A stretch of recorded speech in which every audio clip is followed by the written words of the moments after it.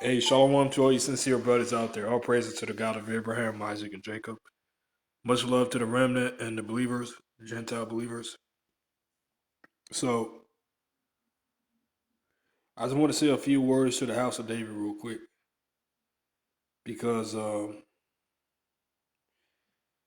I'm seeing everything that's happening, everything that's going on. We see everything that's happening in the Matrix. Donald Trump is in office, World War III, we're about to win. But the things that's happening within is more important.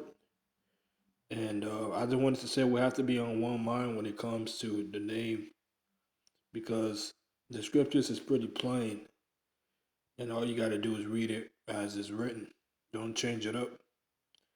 And if you read it as it's written, he told Moses in Exodus chapter 3, I am that I am. That's what he told Moses in Exodus chapter 3. And his name is to be honored. So we don't call him by no pagan names. When you go to the son's name, I mean, that the name Jesus, you can say, is clings onto that white image, but we got pagan images on both sides. Even when the name Yahweh is painted with the pagan images on that side too, that they did in the dark ages. So I just said the King of Kings and Lord of Lords, and Jesus is in there. He's a so-called black man. You see, we have to really understand this, man. And the new covenant is here. You know, it's beautiful that it's being taught and preached. Uh, the new covenant, we were chosen of God through believing in the Son, and so everything that comes with the promises is what we're gonna get. Honestly, I just want rest. I just want peace and rest. I'm tired of this matrix. I'm tired of being on the bottom. I'm tired of not having stuff. I'm tired of this shit. So the kingdom begins in us and it's gonna manifest physically. Just like we've been delivered from the law through the spirit, physical deliverance is gonna happen as well. And this deliverance is gonna far exceed Egypt, man, because the Lord is gonna bring spectacular things down the pipe, man. The two witnesses, they're gonna do their preaching. And I believe that's Elijah and Enoch. I don't believe that's the well, you can say it's the northern and southern kingdom too. It can represent that, but I believe there are two actual witnesses here that's gonna do the preaching. I don't know who I am. I was asking a few weeks back, but ultimately I don't know. So I'm just gonna say I'm just a servant of the Most High, man. That's how I am, and I'm trusting in my big brother to deliver me in this time, or whatever he puts me through, just to give me the strength to go through it. You know, and yeah, man. I mean, on an everyday, day-to-day basis, I don't talk to a lot of people. I be watching videos, playing games on my phone.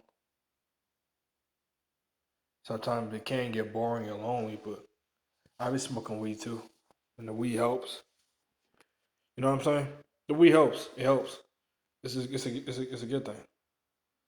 But let me get a scripture real quick, man, because I was reading this in the book of Romans, chapter 4, and I just did a video, but I just wanted to get this scripture again. Romans 4. I'm gonna start at verse 13. It says, "For the promise that he should be the heir of the world was not to Abraham or to his seed through the law, but through the righteousness of faith. For if they which are of the law be heirs, faith is made void, and the promise made of none effect. Because the law worketh wrath, where no law is, there is no transgression. Therefore, it is of faith that it might be by grace, to the end the promise might be made sure, might be sure to all the seed, not to that only which is of the law, but to that also which is of the faith of Abraham, who is the father of us all. As it is written, I have made thee a father of many nations before him whom he believed, even God whom quickeneth the dead, and calleth those things which be not as though they were. So that's pretty easy to understand. This this salvation is to all nations, to all those that believe. All right, Abraham is the father of many nations to that gospel of faith. So it's by believing in the new covenant. That's it.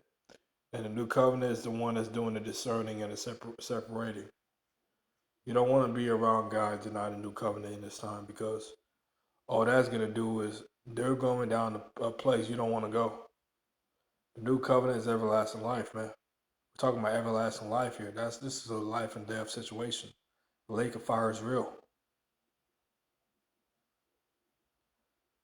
So choose, so I can choose life that you may live, which is the new covenant. So I'm gonna end off right there, man.